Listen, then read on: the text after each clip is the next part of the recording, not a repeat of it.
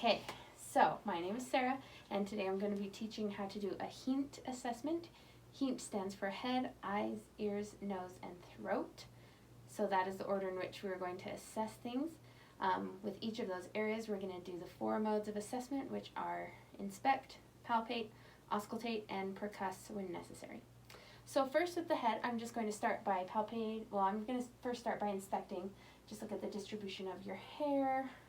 Looks very normal. I'm checking, you're smiling at me. Both sides are going equal, so you have facial symmetry. You don't have any drooping. You don't have any involuntary facial movements. Those are all normal signs. Again, inspect. Let's see, I'm gonna just look at your trachea here. It looks midline. I'm gonna come around back and look at your cervical vertebrae. They all look midline and straight as well. Okay, next I'm gonna palpate your head. If you don't know the person you're inspecting or palpating, you might want to put gloves on. This is my sister, so it's okay. I'm just going to feel your head here, feel the contour of your head, feel for any lumps or bumps. I'm going to feel the normal occiput in the back there. All feels very normal. Is this weird to you? And then I'm going to feel right here the temporal arteries. I'm going to feel them pulsing. Any tenderness or anything there. Okay, and then I'm going to come down to the temporomandibular joint here, the TMJ. I'm going to have you open and close your mouth for me twice. Okay, and while she does that, I'm feeling for crepitation or like a crunchy feeling under your fingers, which you don't have, so that's normal. And then while I'm here, I'm going to go ahead and palpate your lymph nodes. We're going to start with the pre-auricular ones, which means in front of the ear, right here. I'm going to use the pads of my 3 fingers. I'm going to palpate with those 3 fingers down the pre-auricular, maybe a little massage here, and then post-auricular, and then we're going to move into the tonsillary, the submandibular, and then you have posterior and anterior cervical nodes. They go on either side of the sternocleidomastoid, so for the anterior ones, you'll feel down here in front of the sternocleidomastoid, and the posterior ones run right behind. And then you have subclavicular, which lie right here in the clavicle. You can palpate those as well. And then I'm also going to palpate your thyroid. You can do this from in front or behind. It's easiest to do behind, I think, where you come behind the patient and put 2 fingers here, and you can kind of push it side to side and palpate that way. And everything looks very normal. All right, next I'm going to also auscultate the thyroid and check for bruit. So let me grab my stethoscope. And you do this by using the bell of the stethoscope. And I'm going to stand to the side of her. I'm just going to put the bell here right on your thyroid and have you hold your breath for a couple seconds for me. Okay, and I don't hear any bruit. You have the patient hold their breath so you don't hear any distracting noises from them inhaling or exhaling. All right, next we're going to move on to the eyes. So I'm going to grab my pen light, and first we're going to inspect here. On the inspection of the eyes, I'm just looking at your eyelids, your eyebrows, the conjunctiva of your eyes, making sure there's no crustiness or dryness. Your pupils sit midline, your eyes are symmetrical. Those are all really normal signs. Next, I'm going to test the reaction of, or the reflexes of your eyes to lights. So I'm going to have you look directly at this light. Just look up here. And when I shine the light, your pupils should constrict. Close your eyes for me and open them. Okay, and they constrict. You want to make sure both sides constrict equally, both directly and consensually, meaning if I bring the light on an oblique angle here, I bring it in, and the first time her left pupil should constrict, and the second time her right pupil constricts. And you do it on this side. First time on the right side, the right pupil constricts, and the second time the left pupil constricts. So that means both directly and consensually they are reactive and to light. And then I'm also going to test the accommodation. I just want you to focus at my finger, and now look at the wall. And then look at my finger, and then look at the wall. As she changes her focus from near to far, you can see her pupils constrict. They should constrict as she's looking near. This shows that her vision is proper between near and far. Next, I'm going to test your peripheral vision. And I'm going to get kind of close to you, and I'm going to put my hands behind your head, and bring them forward. And when you see them in your periphery, I want you to tell me, okay? So tell me when you can see my fingers. I do. Okay, perfect. I'm going to do it one more time. Switching my arms, one inferior and one superior. Tell me when you can see them. No. Okay, and then one more time. Stop. Okay, so her peripheral vision is intact. Let's see. Then I'm going to grab my ophthalmoscope here. Oh, I missed one step. Before I grab my ophthalmoscope, I'm going to look at her papillary conjunctiva. Do that by gently pulling down on the eyelids and inspecting. They should be pink, not pale, nice and moist, which yours are.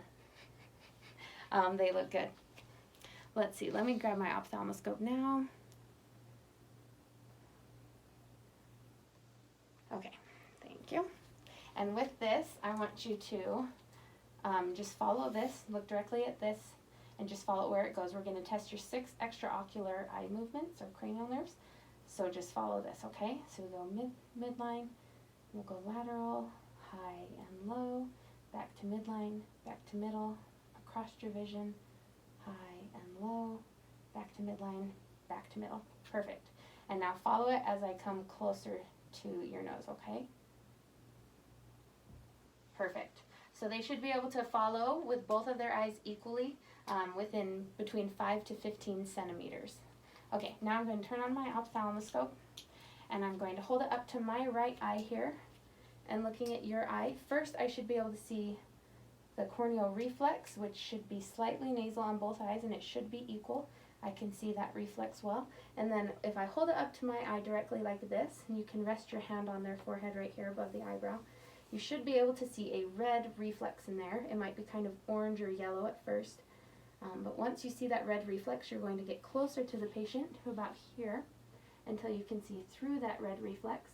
Once you're through that, you can move your head. It makes it a little bit awkward when you're this close.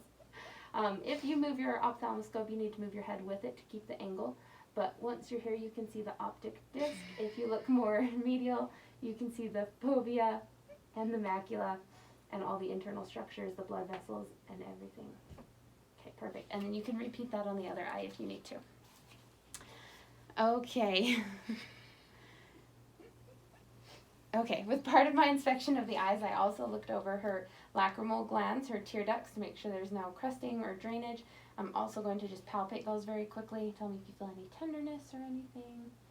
I feel okay. Okay. Next, we're going to move on to the ears. We're going to grab our otoscope here. Before we look inside them, though, we're just going to inspect them. Let me set that down.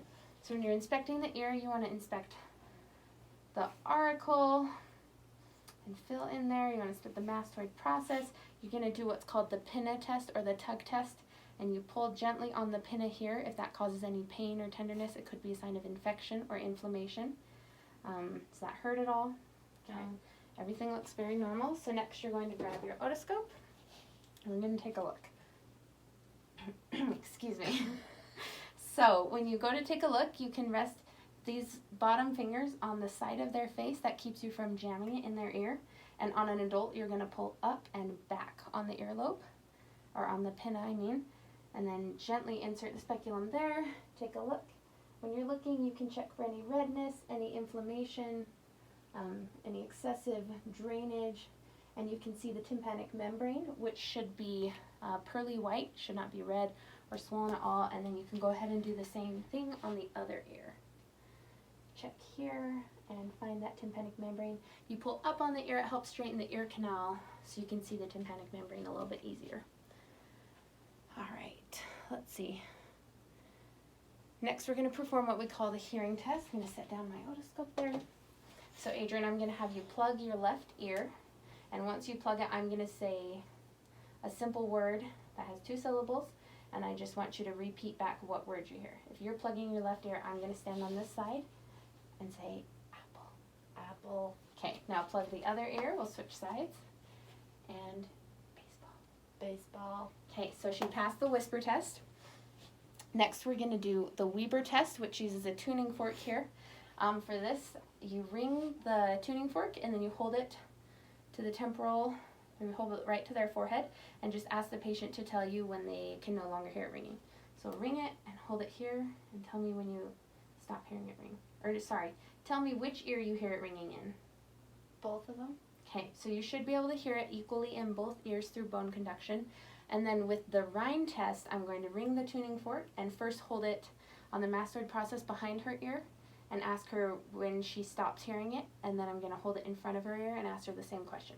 So we'll ring it, set it on the mastoid bone behind your ear, and tell me when you no longer hear it ringing. Now. Okay, and now tell me when you hear it, when it stops ringing. Now. Perfect.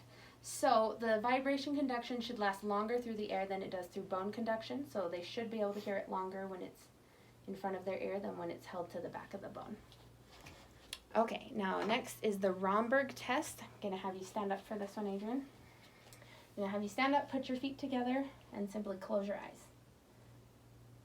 Okay.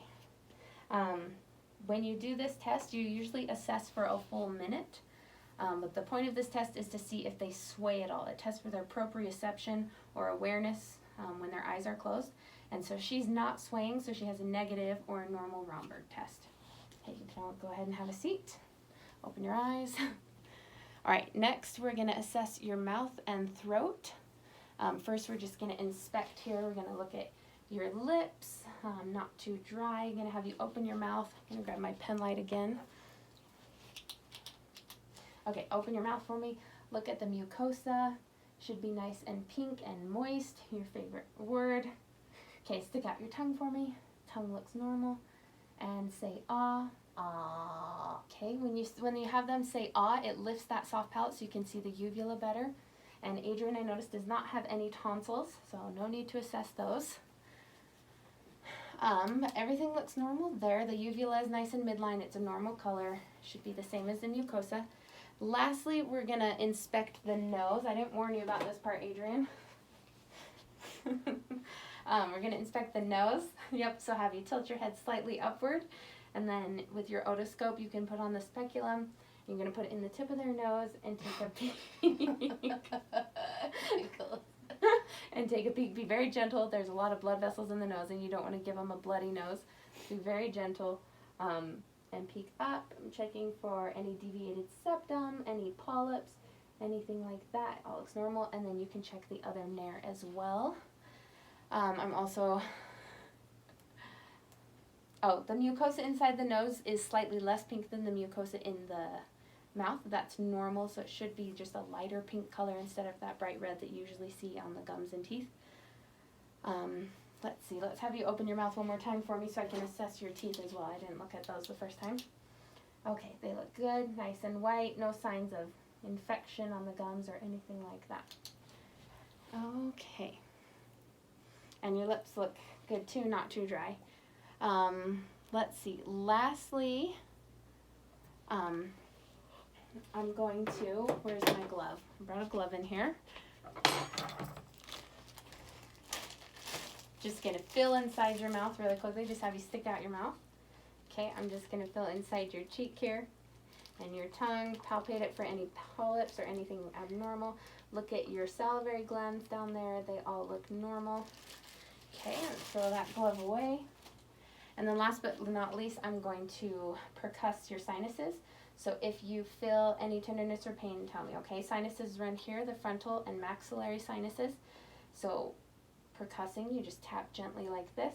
Any pain or tenderness? And then down here. Any pain or tenderness? Okay. Overall, that concludes the HEMT assessment. Everything looks very normal. Thank you very much.